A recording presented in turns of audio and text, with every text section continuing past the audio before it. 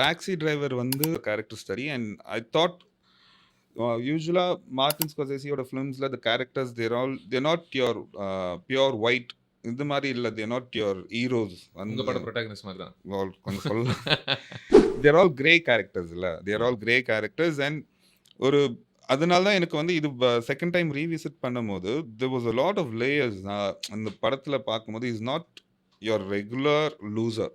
So எனக்கு அந்த த வே அவர் இந்த கேரக்டரை வந்து அவர் வந்து இஸ் ஒரு சொசைட்டியால ஏலியனேட் பண்ண ஒரு ஒரு கேரக்டர், ஒரு சொசைட்டிலேருந்து வெளியே தனியாக அண்ட் ஏலியனாக ஃபீல் பண்ற ஒரு ஃபீல் பண்ற ஒரு கேரக்டர் அவன்.